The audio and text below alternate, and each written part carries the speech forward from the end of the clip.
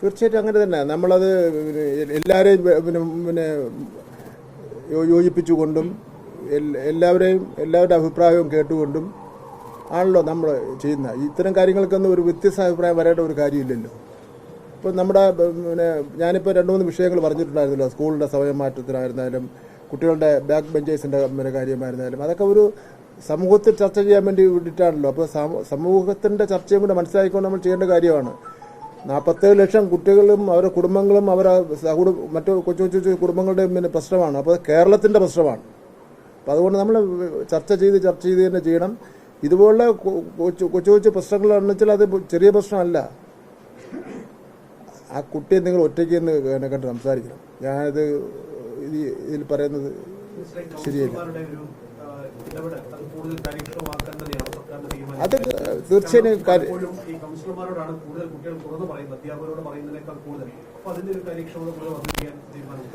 യഥാർത്ഥത്തിൽ ഒരു കാര്യം വെച്ചാൽ ഈ കൗൺസിലർമാരെ അതായത് സ്കൂളിലുള്ള ടീച്ചർമാരോ എച്ച്എംമാരോ വിളിച്ച ശേഷം എന്തൊക്കെ കാര്യങ്ങളാണ് ഈ കഴിഞ്ഞ നിങ്ങൾ കൗൺസിൽ നടത്തിയപ്പോൾ വിവരം കിട്ടിയത് എന്ന് മനസ്സിലാക്കി എഴുതി തരേണ്ടതല്ലേ.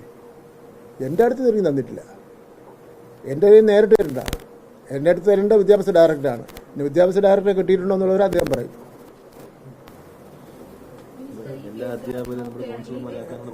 അല്ല, അതുകൊണ്ടാണ് എല്ലാ അധ്യാപകരെയും കൗൺസിലർമാരാക്കാൻ വേണ്ടി തീരുമാനിച്ചിട്ടുള്ളത്. എന്ന് മാത്രമല്ല അതിൻ്റെ ഇപ്പം നമ്മളെ കുട്ടികളൊരു കാര്യമുണ്ട്. അത് ഞാൻ പറയാം. കുട്ടികൾ ഈ കാര്യങ്ങളെല്ലാം തുറന്ന് പറയാൻ തയ്യാറാണ്, എഴുതിയിടാൻ വേണ്ടി തയ്യാറാണ്. അതിനൊക്കെ ഒരു നല്ല ധൈര്യമുണ്ട്. ഇന്ന് വർത്തമാന കാലഘട്ടത്തിൽ മാറിക്കൊണ്ടിരിക്കുന്ന സാമൂഹ്യ മാറ്റത്തിൻ്റെ അടിസ്ഥാനത്തിൽ ഈ മോള് തന്നെ നല്ല രസമായിട്ടല്ലേ എഴുതിയിരിക്കുന്ന ഒരു 1-2 എൻ്റെ ഫേസ്ബുക്കിൽ കൊടുത്തിട്ടുണ്ട്. എന്ന് മാത്രമല്ല 8-10 കവിതയോ 1-2-3 പുസ്തകമൊക്കെ എഴുതി എന്നോട് പറഞ്ഞ് IAS ആവണമെന്നാണ് ആഗ്രഹം. അപ്പോൾ ഞാൻ ഷാനവാസിനെ കാണിച്ചു കൊടുത്തു. അതായത് IAS നിൽക്കുന്ന എല്ലാ സഹായവും ചെയ്തു തരുമെന്ന് പറഞ്ഞു.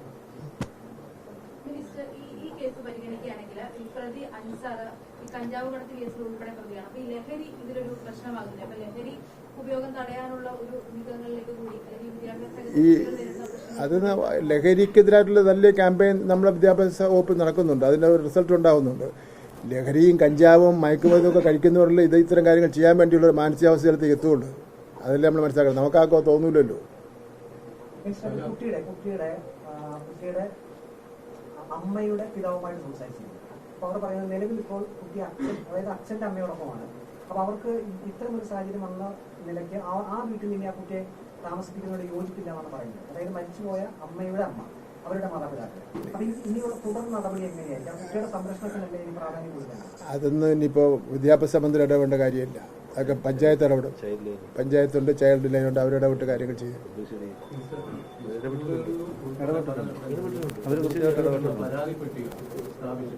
പലപ്പോഴും അത് നോക്കിക്കുകളായി മാറിയ ഒരു സന്ദർഭമാണ്. അപ്പോൾ ഈ സുരക്ഷാ മിത്രമെങ്കിലും കൃത്യമായ ഒരു മോണിറ്ററിംഗ് അതിനകത്ത് ഉണ്ടാവും.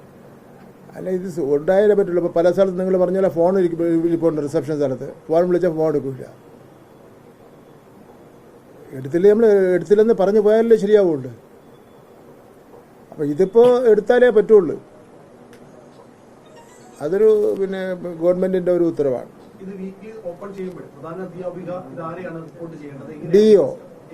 DO AO DD ഗൗരവമുള്ള ആ ലെവലിൽ DG വരെയുള്ള വിഷയങ്ങൾ അവർ പരിഹരിക്കണം. മന്ത്രി ലെവൽ വരേണ്ട കാര്യങ്ങൾ പ്രത്യേക നോട്ട് എഴുതി തരണം. വീക്കിലി മോണിറ്ററിംഗ് ഉണ്ടാവും.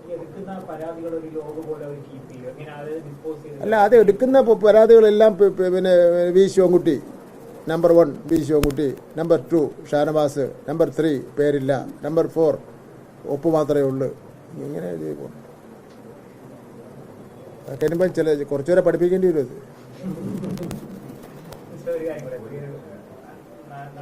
വിദ്യാഭ്യാസ മന്ത്രിയായിട്ട് ഇതുപോലുള്ള ഒത്തിരി കേസുകൾ വിദ്യാഭ്യാസ വകുപ്പിന്റെ മുന്നിൽ വന്നിട്ടുണ്ട്. അതൊക്കെ പഠിച്ചതിൽ നിന്ന് വിദ്യാഭ്യാസ വകുപ്പിന് എന്താണ് ഇത്തരത്തിൽ കുട്ടികൾ ഒരു മൈനറായിട്ടുള്ള കുട്ടികൾക്ക് നേരെയുള്ള അതിക്രമം ഇങ്ങനെ കൂടുതൽ റിപ്പോർട്ട് ചെയ്യപ്പെടുന്നു? അതിന്റെ ഒരു കാരണം എന്താണ്? എന്തെങ്കിലും ഒരു റീസൺ ഉണ്ടാകണമല്ലോ. ഈ ലഹരി ഒരു പരിധി വരെ പറയുമ്പോൾ പോലും ലഹരിയും ഓരോരുത്തരുടെ മാനസികാവസ്ഥയും സംസ്കാരവും ഒക്കെ ഇതിലൊരു പ്രധാനപ്പെട്ട കാര്യമാണല്ലോ. നമുക്കങ്ങനെ ഒക്കെ ഇതെല്ലാം നടക്കുന്ന സംസ്ഥാനമാണിതെന്ന് പറയാൻ വേണ്ടി പറ്റില്ല. നമ്മുടെ ഇതിൽ ചെറിയൊരു സംഭവം ഉണ്ടായാൽ നിങ്ങളെല്ലാം കൂടി ചെന്ന് അപ്പോഴും കണ്ടുപിടിക്കും. പത്രങ്ങൾ വാർത്ത വരും, കോടതി കേസാവും. UP-ലും ബീഹാറിലും ഗുജറാത്തിലും ആണെങ്കിൽ ഒരു 100 പിന്നെ കൊച്ചുകുട്ടികളെ ബലാത്സംഗം ചെയ്താലും കേസുമില്ല, വഴക്കുമില്ല, ഒന്നുമില്ല. പത്രങ്ങളിൽ ഏതെങ്കിലും പത്രങ്ങളിൽ പിന്നെ വാർത്ത വന്നു കഴിഞ്ഞാൽ പിന്നെ പത്ര പീസ് പിറ്റൊന്നും ഉണ്ടാവില്ല അവിടെ പിന്നെ മരിച്ചിന് നട്ടയ്ക്കും. ഇവിടെ അങ്ങനെ പിന്നെ ചെറിയ പ്രശ്നമാണെങ്കിൽ പോലും അത് നമ്മൾ ഇടപെടാൻ പറ്റുന്ന ഒരു സാമൂഹിക അന്തരീക്ഷമുണ്ട്. അത് LDF ആയിരുന്നാലും UDF ആയിരുന്നാലും ഗവൺമെൻറ് ഇടപെടുന്നുണ്ട്. ഇപ്പോഴൊന്നും ഈ സുരേഷ് ഗോപിയിൽ നിന്ന് കാണുന്നില്ലല്ലോ. ഇത്തരം സ്ഥലങ്ങളിലൊക്കെ തന്നെ എന്തെങ്കിലും ഒരു തോർത്തൊക്കെ വാങ്ങിക്കൊണ്ട് വരുന്നതാണല്ലോ. ഇപ്പം കാണുന്നേ ഇല്ല. സുരേഷ് ഗോപി പിന്നെ കന്യാസ്ത്രീമാരെ മർദ്ദിച്ച സംഭവം ഉണ്ടായതിനു ശേഷം സുരേഷ് ഗോപിയുടെ ശബ്ദമേ കാണുന്നില്ല. ഒളിവ് ജീവിതത്തിലേക്ക് പോയിരിക്കുന്നത് തോന്നുന്നു. ഇന്ന് ചിലപ്പം ഞാനത് പറഞ്ഞതിൻ്റെ പേരിൽ ഇന്ന് എന്തെങ്കിലും പറയുമായിരിക്കും.